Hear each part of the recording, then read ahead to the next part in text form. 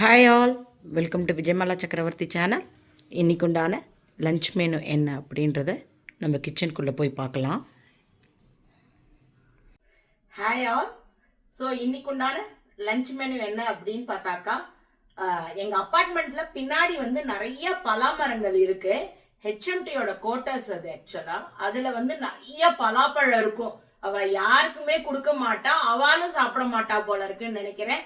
பழுத்த உடனே அது கீழே விழுந்து போயிடும். அது அவ்வளவுதான். நம்ம இங்கேருந்து இலவு காத்த கிளி மாதிரி அங்கேயே அது என்ன ஆறுதுன்னு வேடிக்கை தான் பார்க்கலாமே தவிர அவ கொடுக்க மாட்டா. அன்னைக்கு வந்து மரத்தை வந்து சாப்பிங் பண்றதுக்கோசரம், இந்த பக்கம் மரம் வருது அப்படின்ட்டு கட் பண்றதுக்கோசரம் நம்ம அப்பார்ட்மெண்ட்ல இருந்து போயிருந்தாப்ல. கட் பண்ணச்ச நான் அந்த பர்சன் கிட்ட கேட்டு ஒரு பலாப்பழம் ஒண்ணு, இவ்வளவு பெரிய பலாப்பழம் ஒண்ணு வாங்கின்னு வந்திருந்தேன். அவர் அங்கேருந்து பறிச்சு தொப்புன்னு கீழே போட்டார். பொழந்து போயிடுது அப்படியே பழம். ஸோ 2 நாள் கழிச்சு அது அழகா பழுத்து இருந்தது. ஸோ அதை நம்ம எல்லாருக்கும் கொடுத்துட்டு தென் அதுல உள்ள சீட்ஸ் மாத்திரம் எடுத்து வச்சிருந்தேன். இது ரொம்ப நாளாவே இந்த டிஷ் பண்ணணும் அப்படின்ட்டு நான் வீடியோ போடாத நாட்கள்ல டிஃப்ரெண்ட் டைப்ல நான் பண்ணியிருக்கேன். ஸோ இன்னைக்கு வந்து பலாக்கொட்டையை வச்சு ஒரு கேரளா ஸ்டைல். அது ஆக்சுவலா கேரளா ஸ்டைலான்னு எனக்கு தெரியாது. ஏன்னா சின்ன வயசுல காலேஜ் படிக்கிற வரைக்கும் என் ஃப்ரெண்டு ஒருத்தி இருக்கா. அவாத்துல நாங்க 2 பேரும் சேர்ந்து படிப்போம். அவ அம்மா வந்து சமைச்சா அப்படின்னாக்கா நான் மெஜாரிட்டி ஆஃப் த டைம் வந்து அவாத்துல சாப்பிடுவேன். அவ அம்மா பண்ணக்கூடிய ஒரு பலாப்பழம் கொட்டை வச்சு பண்ற டிஷ் தான் இது. நெய்வேலியில நிறைய பேருக்கு தெரிஞ்சிருக்கும். வீடு முழுக்க பின்னாடி தோட்டத்துல நிறைய பலாமரம் இருக்கும், மாமரம் இருக்கும், நெல்லி மரம் இருக்கும், எலுமிச்சம்பழம் மரம் எக்கச்சக்கமா இருக்கும். ஸோ இதெல்லாம் இருக்கிறதுனால நம்ம எதையுமே காசு கொடுத்து வாங்க வேண்டாம். அப்படியே மரத்துல இருந்தே பறிச்சு எடுத்துக்கிற மாதிரி இருக்கும். ஸோ அதனால எங்களுக்கு வந்து இந்த பலாக்கொட்டை ஐட்டங்கள்லாம் ரொம்ப காமனா அடிக்கடி பண்ணக்கூடிய ஐட்டம். ஸோ என் ஃப்ரெண்டோட அம்மா பண்ணக்கூடிய ஒரு டைப் ஆஃப் குழம்பு தான் வந்து நான் இன்னைக்கு உங்களுக்கு பண்ணி காட்ட போறேன். கூடவே ஒரு கொத்தரங்காய் வச்சு ஒரு காயும் பண்ணிடலாம். ஸோ இன்னைக்கு உண்டான டிஷ் என்ன அப்படின்றத குக்கிங்குள்ள போய் பார்க்கலாம் வாங்கோ. உங்க எல்லாருக்குமே வீடியோ பிடிச்சிருந்ததுன்னா தயவு செய்து வீடியோவை லைக் பண்ணிட்டு பாருங்க. வாங்க வீடியோக்குள்ள போகலாம். ஒன் மோர் விஷயம் சொல்ல மறந்துட்டேன். வீடியோவை வந்து நீங்க ஸ்கிப் பண்ணி பார்த்தேன் அப்படின்னாக்கா சில டிப்ஸோ இல்ல சில இடங்கள்ல வந்து இந்த இடத்துல நீங்க ஆனியன் சேர்த்துக்கலாம், இல்ல இந்த இடத்துல வந்து ஆனியன் சாப்பிடாதவா இந்த இடத்துல அவாய்ட் பண்ணிக்கோங்கலாம் நான் சொல்றேன். ஸ்கிப் பண்ணி பாக்கறச்ச என்ன ஆயிடுறது, அந்த பாயிண்ட்டை நீங்க மிஸ் பண்ணிடுறேன். ஸோ தட் உங்களுக்கு என்ன ஆகுது, ஓ இதுல ஆனியன் போட்டே ஆகணுமா இல்ல வேண்டாமா அப்படியெல்லாம் கன்ஃபியூஷன் இருக்கு இல்லையா. ஸோ வீடியோவை தயவு செய்து ஸ்கிப் பண்ணாம பார்த்தேன் அப்படின்னாக்கா நான் எங்க வந்து வேணும் வேணாம்னு சொல்றது உங்களுக்கும் தெரியும். ஸோ தட் ஆனியன் சாப்பிடாதவா பூண்டு சாப்பிடாதவாளுக்கு அது யூஸ்ஃபுல்லா இருக்கும். ஸோ நான் அதை உங்ககிட்ட சொல்லணும்னு நினைச்சேன். ஸோ அவ்வளவுதான், வீடியோக்குள்ள போலாம். இப்போ பார்த்தேன்னாக்கா நம்ம வந்து பலாக்கொட்டையை எடுத்துட்டுலாம். இதை வந்து நல்லா தோலை எடுத்துட்டு காஞ்சதுக்கப்புறம் தோலை எடுத்துட்டு அதுக்கப்புறமா உள் போர்ஷனை வச்சாலும் நல்லாயிருக்கும். இப்போ வந்து நம்ம என்ன பண்ணிக்கலாம், அப்பாவுக்கு சாப்பிட்டா வயிற்று வலிக்காமல் இருக்கும். எனக்குமே பலாக்கொட்டை சாப்பிட்டா கொஞ்சம் வயிற்று வலிக்கும். ஸோ அதனால் நான் என்ன பண்ண போகிறேன், வேக வச்சுட்டே பண்ண போகிறேன்.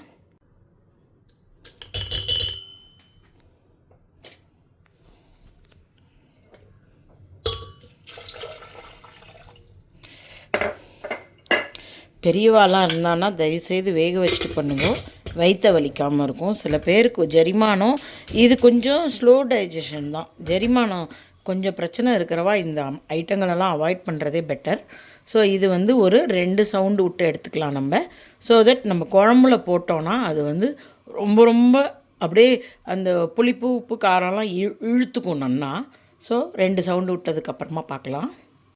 சாதத்தை வச்சிடலாம் நடுவில்.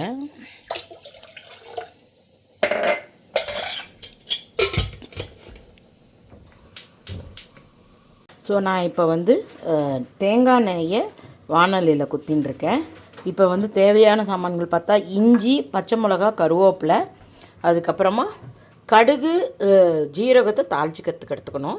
ஒரு பெரிய வெங்காயம் எடுத்திருக்கேன், 2 சின்ன தக்காளி எடுத்துட்டுருக்கேன், ஒரு சின்ன தேங்காவால் 1/2 மூடி தேங்காய் எடுத்துட்டுருக்கேன். பலாக்கொட்டையை வந்து வேக வச்சு அதோட தோலெல்லாமும் எடுத்துன்ட்டேன். புளியை கொஞ்சமாக கரைச்சி எடுத்து வச்சுட்டுருக்கேன். ஸோ நம்ம இப்போ வந்து வெறுமை தேங்காயை மட்டும் நல்லா தேங்காய் எண்ணெயில் வதக்கி எடுத்துக்கலாம். தேங்காய் வந்து ஓரளவுக்கு வதங்கணும், சிகப்பாற வரைக்கும். அப்புறமா எடுத்து வச்ச பாதி வெங்காயத்தை இதோடு சேர்த்துக்கலாம். லேசாக செவக்க ஆரம்பித்தா போதும், ரொம்ப ரெட்டிஷ் கலர் வரணுன்ற அவசியம் இல்லை.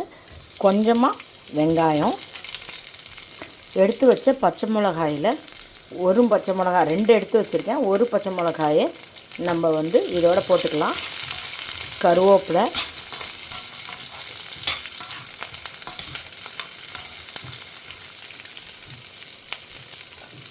நம்ம எடுத்து வச்சதில் ஒரு பாதி போர்ஷன் தக்காளி இதோட சேர்த்துக்கலாம்.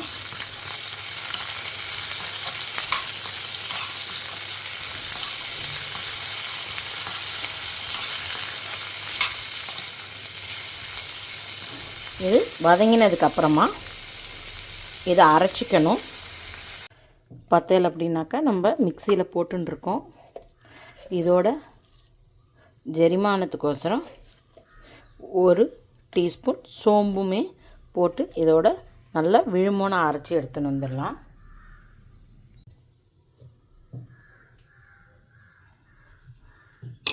நல்லா அரைச்சிண்டாச்சு. இப்போ நம்ம குழம்பு பண்ணிடலாம். வானொலியில் எண்ணெயை குத்தின்ட்டேன். தேங்காய் எண்ணெய் தான், அதே வானொலி தான். கொஞ்சமாக தேங்காய் எண்ணெய் குத்தின்ட்டுருக்கேன். ஒரு அரை டீஸ்பூன் கடுகு, அரை டீஸ்பூன் வெந்தயம், அரை டீஸ்பூன் ஜீரகம், இஞ்சி, பச்சை மிளகா, கருவேப்பிலை.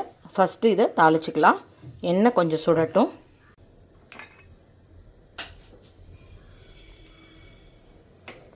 கடுகு, வெந்தயம், ஜீரகம் பொரியட்டும். கொஞ்சம்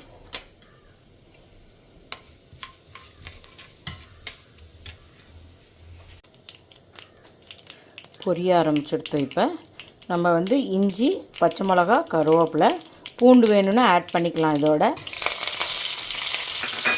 வேண்டாதவோ அவாய்ட் பண்ணிக்கோங்க. பலாக்கா வந்து நல்ல கேஸ் ஐட்டம். யாருக்காவது ஒத்துக்காதுன்னு நினச்சவா தாராளமாக இஞ்சி பூண்டு ஆட் பண்ணி பண்ணுங்க. ஸோ தட் அது கொஞ்சம் பேலன்ஸ் பண்ணும். கூடவே வெங்காயத்தை சேர்த்துடலாம்.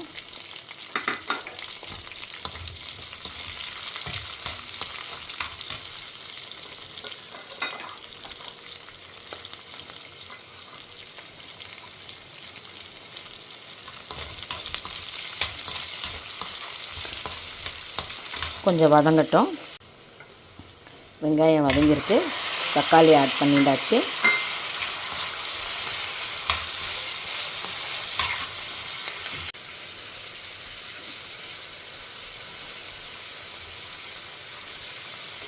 நல்லா ஒரு டீஸ்பூன் உப்பு போட்டிருக்கேன். கொஞ்சம் தக்காளி வதங்கட்டும்.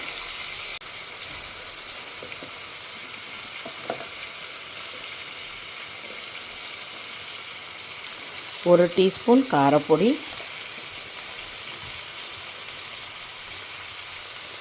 2 டீஸ்பூன் தனியா பொடி, ஒரு 1/4 வந்து மஞ்சள் பொடி போட்டால் போதும். ஸோ இது நல்லா கொஞ்சம் பச்சை வாசனை ஆன கையோடு நம்ம வந்து புளிஜலம் ஆட் பண்ணிக்கலாம்.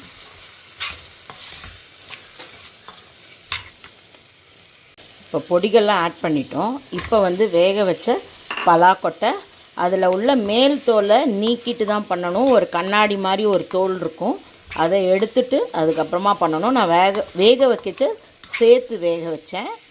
இப்போ வந்து அந்த தோலை ரிமூவ் பண்ணிட்டேன். நீங்கள் வீடியோ ஸ்கிப் பண்ணி பார்த்தேல் அப்படின்னாக்கா அதோடையே தோலோடையே போடுறேன் அப்படின்னு சொல்லுவேன். நான் தோலை எடுத்துட்டேன். நிறையா நேரங்களில் வீடியோவை ஸ்கிப் பண்ணி பார்க்கச்சு நடுவில் இந்த போர்ஷனில் நீங்கள் வந்து வெங்காயத்தை ஸ்கிப் பண்ணிக்கலாம், வெங்காயம் சாப்பிடாதவா வெங்காயத்தை ஸ்கிப் பண்ணிக்கோங்கன்னு சொல்கிறேன். சம்டைம்ஸ் என்ன ஆகுது, கீழே கமெண்ட்டில் வந்து இதுக்கு என்ன வெங்காயம் போட்டே ஆகணுமா அப்படின்ற மாதிரி இருக்குது. நீங்கள் எல்லா இடத்துலையுமே நான் சொல்கிறேன், வேணுங்கிறவா வெங்காயத்தை போட்டுக்கலாம், வேண்டாதவா அதை அவாய்ட் பண்ணிக்கலாம்னு அழகாக சொல்கிறேன். எங்கள் ஆற்றுல பொதுவாகவே கொஞ்சம் வெங்காயம்லாம் உண்டு தான். நாங்கள் வெங்காயம் சாப்பிடாதவா அப்படியெல்லாம் கிடையவே கிடையாது. வெங்காயம் பூண்டு எல்லாமே மெடிக்கலி ரொம்ப நல்லது. எனக்கு சமீபத்தில் தான் ஹெமராய்ட் சர்ஜரி ஆனபோது எனக்கு டாக்டர் சஜஷனே வந்து கண்டிப்பாக இதெல்லாம் சேர்த்துக்கணும் அப்படின்ட்டுருக்காரு. மெடிசனல் வேல்யூவாக நீங்கள் எடுத்துக்கணும்னு நினச்சா எடுத்துக்கலாம். அதுக்கும் மீறி வேண்டான்றவா தாராளமாக அவாய்ட் பண்ணிக்கோங்க. சாப்பிட்ணுன்ற அவசியமே கிடையாது. நான் எங்கெல்லாம் வெங்காயம் வேண்டாம் அப்படின்னு சொல்கிறேனோ நீங்கள் அந்த இடத்துல பண்ணிக்கலாம். வேணும்னா போட்டுக்கோங்க, வேண்டாம்னா அவாய்ட் பண்ணிக்கோங்க. வீடியோ ஸ்கிப் பண்ணலாம் சொல்கிற டிப்ஸு வந்து போயிடும் உங்களுக்கு. இப்போ நான் வந்து இந்த உப்பு காரம் மஞ்சப்பொடி எல்லாம் போட்டுட்டேன் இல்லையா. இப்போ நம்ம புளி ஜலத்தை ஆட் பண்ணிடலாம்.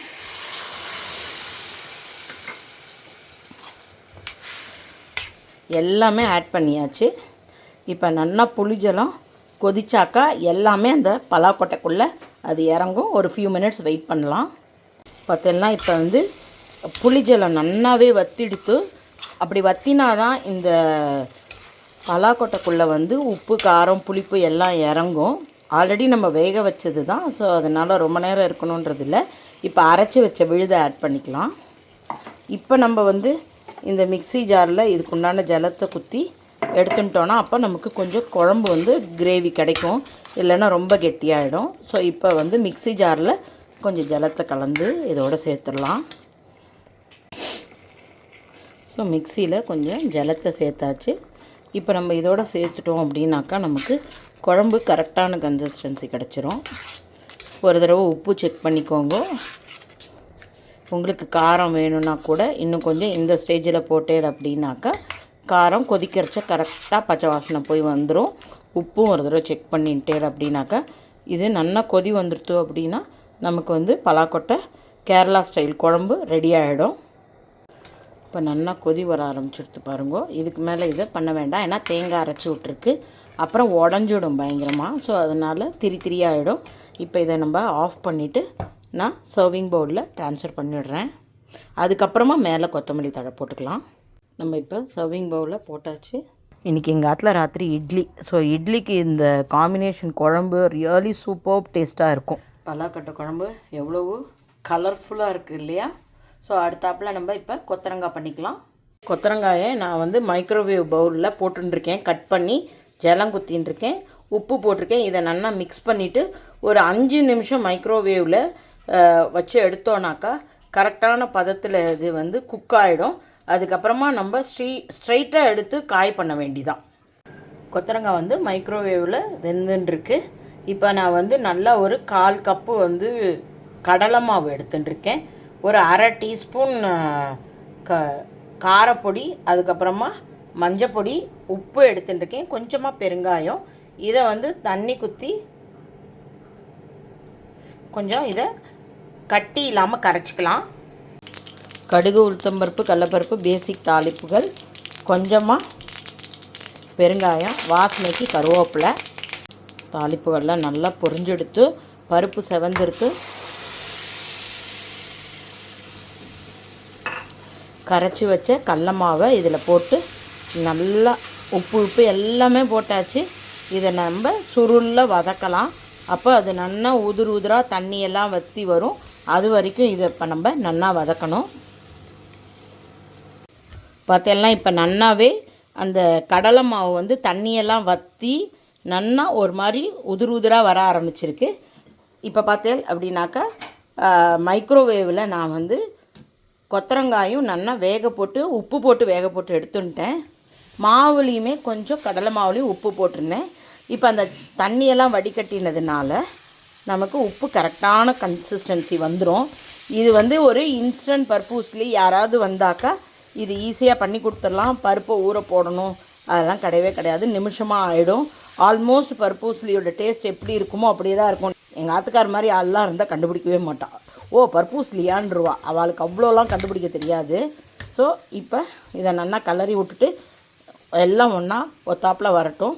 கொத்தரங்காய், பீன்ஸு, அவரைக்காய் இதெல்லாம் வேக வச்சு அந்த ஜலத்தை வடிகட்டிட்டு பண்ணாதான் அதில் உள்ள ரிச் இன் பொட்டாசியம். ரொம்ப ஜாஸ்தி கிட்னி பேஷண்ட்டுக்கு அதை அக்செப்ட் பண்ண முடியாது, பாடி அதை டாலரேட் பண்ண முடியாது. நீங்கள் வடிகட்டிட்டு தான் நீங்கள் வந்து காய்கறிகளை யூஸ் பண்ணணும். எல்லா காயுமே வந்து ஜலத்தோடு அப்படியே சாப்பிட்டாதான் ஃபுல் நியூட்ரியன்ட்டெல்லாம் நம்ம உடம்புக்கு போகும் அப்படின்றது கணக்கு கிடையாது. சில அன்வான்ட் விஷயங்கள் அந்த வேக வச்ச ஜலத்தில் மைனஸ் பண்ணிவிட்டு நம்ம சாப்பிட்டாதான் உடம்புக்கு ரொம்ப நல்லது. ஸோ இப்போ இது ஒரு 2 மினிட்ஸ் இருக்கட்டும். ஸோ நமக்கு இப்போ வந்து கொத்தரங்காய் ಇನ್ಸ್ಟಂಟ್ ಪರ್ಪೂಸ್ಲಿ ರೆಡಿಯಾகிடுத்து. இன்னைக்குண்டான தலிகை எக்ஸலண்ட்டாக ரெடியாகிடுத்து. இதுதான் என்னுடைய ஃபஸ்ட்டு டைம் பலாக்கொட்டையில் குழம்பு பண்ணி நான் வீடியோ போடுறது. ரெகுலராக பண்ணுவேன், வீடியோவில் இதுதான் ஃபஸ்ட் டைம் பண்ணுறேன். ஸோ பார்த்தேன் அப்படின்னாக்கா கேரளா ஸ்டைல் பலாக்கொட்டை போட்டு ஒரு குழம்பு பண்ணியிருக்கேன், அரைச்சி விட்டு. டிஃப்ரெண்ட்டான அரைப்பு தாளிப்பு எல்லாமே டிஃப்ரெண்ட்டாக இருக்குது. கண்டிப்பாக இதை ஒரு தடவை ட்ரை பண்ணி பாருங்கோ. அதே போல் இன்ஸ்டன்ட் கொத்தரங்காய் பருப்பூஸ்லி பண்ணியிருக்கேன். இமாம் பசந்த் மாம்பழம் இருக்குது, சுட சுட சாதம், தயிர். ஸோ இன்றைக்கு உண்டான lunch menu ready ஆகிடுத்து. Hope you are all enjoying my video. If you like it, please like and subscribe my channel. Thank you for watching. Bye bye all.